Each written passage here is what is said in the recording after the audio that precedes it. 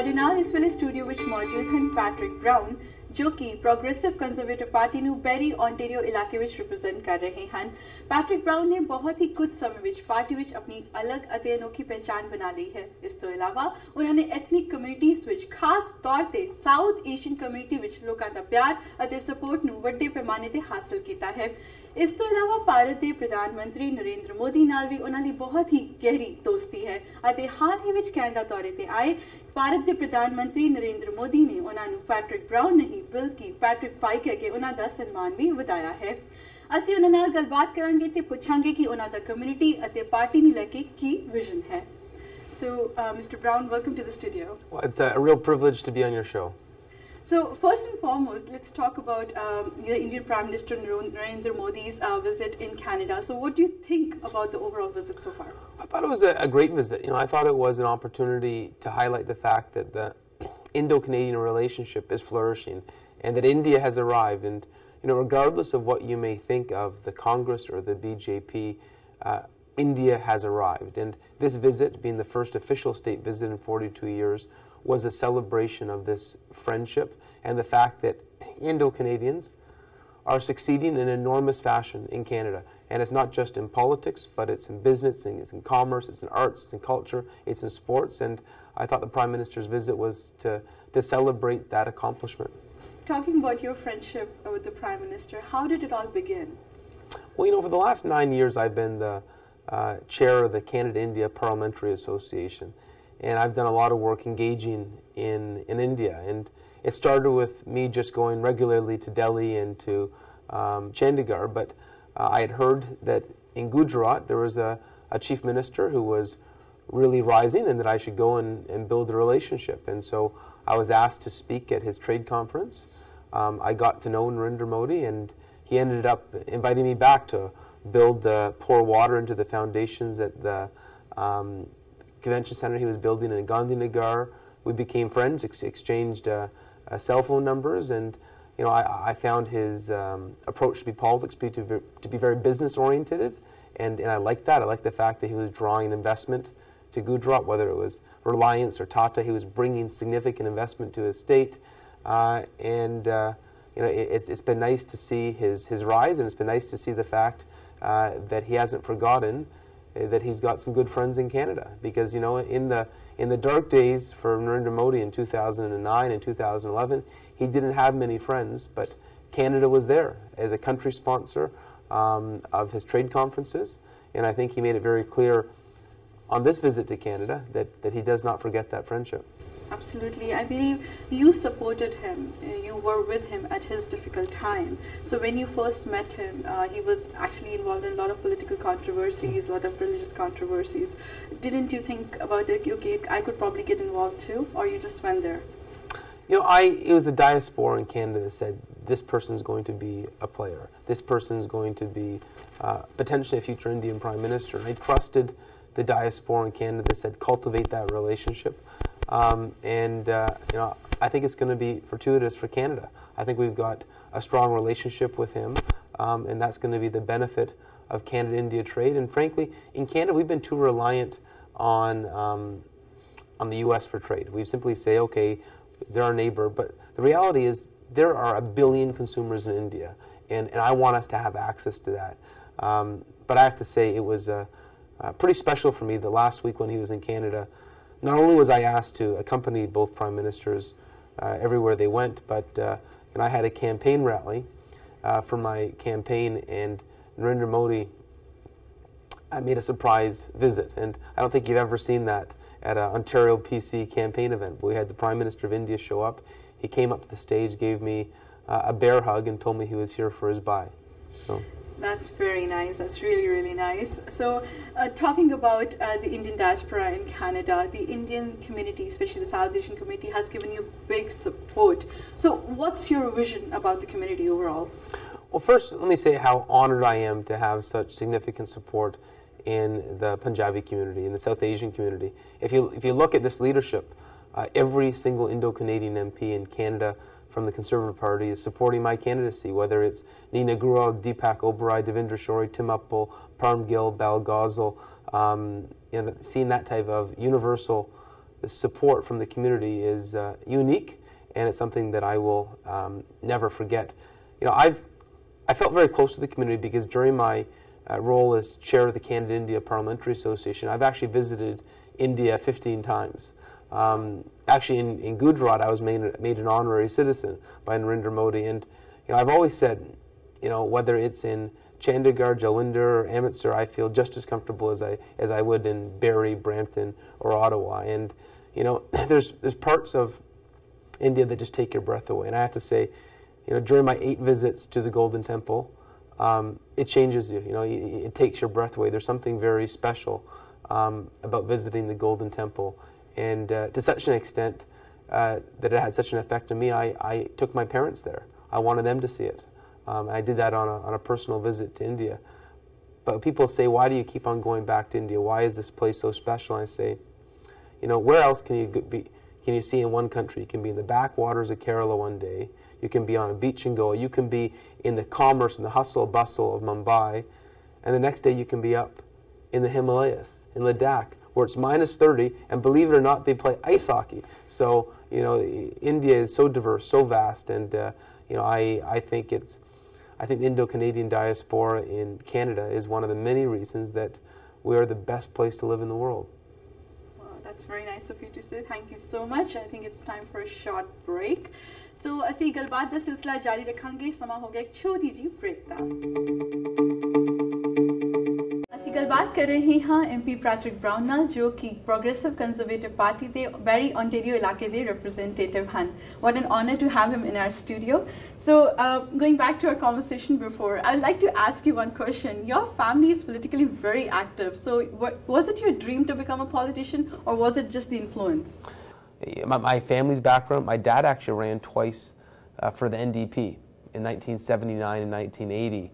And, you know, funny story, Jack Layton, the late NDP leader, his gym locker was next to mine in Ottawa, and I liked to, at lunchtime I'd go off and I'd go for a jog in the parliamentary gym.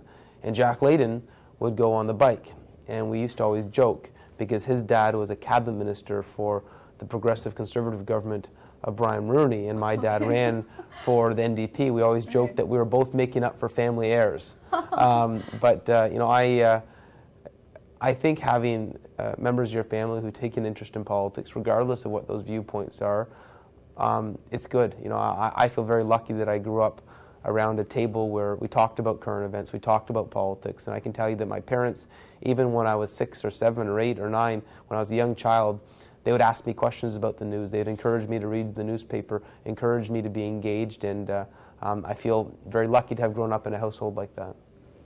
You're definitely an inspiration for so many young people out there who want to make it in politics. Like, what is one thing that kept you going? What is one thing that is very close to your heart, very important for you as a politician? In terms of young people, I would say this. A lot of people say there's an age barrier. You sort of have to have gray hair to run in politics, and that's not the case in Canada. You know, when I got elected to City Council for the very first time, I was only 22. When I got elected to Parliament, I defeated a Liberal cabinet minister, and I was 27. I really believe in this country, it's the merit of your ideas that counts. And if you're a young person, you've got good ideas for your city, for your province, your country, put them forward. You know, this is not a country where we put barriers on young people. And frankly, I think you see young people doing some pretty terrific things across this country. And I try to engage in different ways. You know, a lot of people have commented that we have a lot of young people involved in my campaign. Well, the reality is a lot of young people don't go out and buy the newspaper. They use social media to express their ideas, express their viewpoints. And, you know, with my Twitter account @BrownBerry or my Instagram account Patrick Brown MP, we are engaging with thousands of young people saying now's the time to be mindful of politics. Now's the time to think about it. You know, we have a government that is spending way beyond their means. Every young person is inheriting a massive debt of about $23,000 because we have a government that has not looking at their long-term future. And so my message to young people is, this is your province. Have your say, have your voice. Don't let someone else spend your future away. Oh, very nice, very nice. So, talking a little bit about your position right now, you decided to move federally to provincial politics. What's the reason behind it? Well, you know, a lot of people ask me that question. They said, you win by a landslide in Barrie, 21,000 votes. Why would you want to leave a safe seat to pursue the uncertainty of provincial politics. And my answer is this: I'm concerned about Ontario. You know, Ontario was the economic engine of Canada, and I believe the PC party was poorly run. I don't believe Kathleen Wynne won the last election. I think the PCs blew it. And I want to fix the PC party. I want the PC party to be a party that's thoughtful, that listens, that acts, that raises pragmatic ideas. This is a province that's lost 300,000 manufacturing jobs. This is a province with a larger deficit than every province combined. There is a dire need for change, but the PC party hasn't given voice to that. And that's why I want a clean house at the PC party. I want to fix the PC party so we can become a party that can govern Ontario and turn around this province. And, you know, I'll say this: the principle of my leadership, the way I'm going to govern myself, will be very different than what we've seen in past PC leaders. What are some of the key issues that you want to address if you are given a chance? What are some of the major problems that you see coming in Ontario or are existing in Ontario right now? Well, there's a number of things. The reality is we're not creating jobs. We're losing jobs. So how do you turn that around? Well, I think you need a number of things. One, you need to get product to marketplace. You need to have good roads. And you're driving in Brampton, you're driving anywhere in Ontario in an urban hub, it is gridlock. And that hurts a business's ability to be competitive. So I would build transportation corridors. Secondly, you need to have competitive hydro prices. We have hydro prices that are out of this orbit. We have this failed Green Energy Act. You got these wind turbines and solar farms that you're paying foreign companies massive rates, and it's causing everyone else's hydro to go way up. So I would rip up the Green Energy Act to make sure we get competitive hydro. And we are a province overregulated. Government has got way too involved in our day-to-day lives. And what I mean by that is we have 364,000 regulations, an estimated application cost of $11 billion a year. I want less red tape. You know, I was proud to be in Ottawa as a member of Stephen Harper's government, and we voted that for every new regulation created, we delete an existing one. So red tape does not grow under Prime Minister Stephen Harper. Well, that's not the case in Ontario. This is a government that is drowning in red tape. Very nice. So let's talk a little bit about Northern Ontario. You've been very interested in building Northern Ontario up. Tell us why. Well, you know, I believe the PC party wasn't present in Northern Ontario. They didn't attend the Northern Leaders Debate, and so I've done 9 tours in Northern Ontario, going everywhere from Moosonee to Thunder Bay to Kenora to Hearst to Cochrane, and I've said, I want you to join me on this journey to rebuild the PC party. I want to unleash the potential in Northern Ontario. And this is a government at Queen's Park that hasn't had the best interest in Northern Ontario at heart. You look at the forestry sector, the over-regulation at Queen's Park has caused huge job losses. You look at the mining sector, there's been no commitment to infrastructure, no commitment to get the hydro prices under control. And we're seeing the mining sector in Ontario, which used to be the envy of the world, facing significant challenges and significant job losses. So I don't think this is a government that really recognizes the importance of Northern Ontario, and I'm prepared to have a PC party that stands up for Northern Ontario and says what's in the best interest of Northern Ontario is in the best interest of Ontario. Very nice. Thank you so much, and it's time for another short break. साडी गलबात Patrick brown नाल चलती रहेगी, पर समा हो गया एक छोटी जी ब्रेक दा। Welcome back. ਅਸੀਂ ਗੱਲਬਾਤ ਕਰ ਰਹੇ ਹਾਂ MP ਪੈਟਰਿਕ ਬਰਾਊਨ ਨਾਲ, ਜੋ ਕਿ ਸਾਡੇ ਨਾਲ ਇਸ ਵੇਲੇ ਸਟੂਡੀਓ ਵਿੱਚ ਮੌਜੂਦ ਹਨ। So once again, thank you so much for coming to our studio, and moving on to our next question. Among all the issues that you talked about, there is one issue, which is the Ontario sex education curriculum. What do you think about that? It's becoming so controversial every day. Well, you know, I had to question where the government's priorities are. You know, this is a time when the government should be focused on job creation and managing our deficit, and the only thing they seem to be talking about is new courses in sex education. So, you know, I've had a number of criticisms. One, they promised consultation with parents. That hasn't happened. I believe that consultation needs to take place. Secondly, rather than this focus on grade 1 sex education in primary grades, I would just like to see a focus on reading, writing, and mathematics. I think we need to focus on the basics for young people. And if I'm going to add a new course on sex education in high school, I would say, rather than a new course on sex education, add a course and make it mandatory on financial literacy, requiring young people to know how to do their income tax, how to do their visas. You know, what I think Kathleen Wynne is missing on this focus on this new sex education curriculum is she's missing the fact that that's not the problem in the education system. The problem in the education system today is we're graduating young people for jobs that don't exist. You know, I'll give you an example. Last year we graduated 9,000 teachers for 5,000 teaching positions. 75% of young teachers can't find a job. That's not right. You know, conversely, I was up in Sudbury at Cambrian College, 24 graduates of the Powerline program there, 300 plus job offers. There are jobs that exist in this province. I want to fill them. I want to graduate young people for jobs that actually exist today and tomorrow. You look at Germany, you look at the Nordic countries, they have education systems linked towards employment, and they have successful manufacturing sectors. That's the conversation we need to have in education. I believe this Liberal government's missing the mark. The issue that we need to look at and the issue we need to address in education is unemployment. Very nice. It's absolutely true. There are a lot of people who are out of jobs right now in the province. So I believe you have a lot of support from the business people out there. So what's the main reason behind it? Is because you're trying to promote entrepreneurship, or they're trying to promote jobs out there? Well, you know, our campaign's been very fortunate that a lot of small business leaders, manufacturers, industrialists have supported our campaign. And I think it's because of what I'm talking about in Ontario. And I use the example of Gujarat, since I'm an honorary Guju.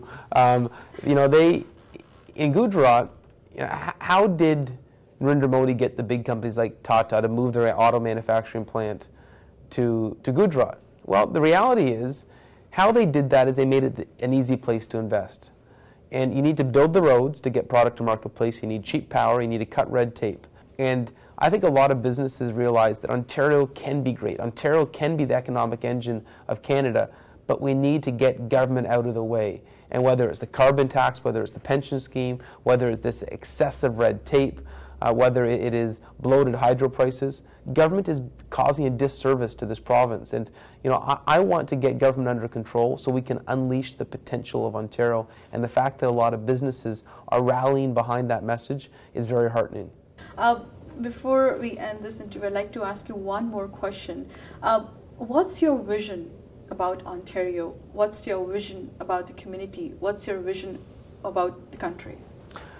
Well, for the community, let me say this. One of the reasons I feel such an affinity with the Punjabi community is the importance of family, the importance of tradition, the importance of work ethic and entrepreneurialism is what I see in the Punjabi community. And those are the values that I think make this province and this country exceptional.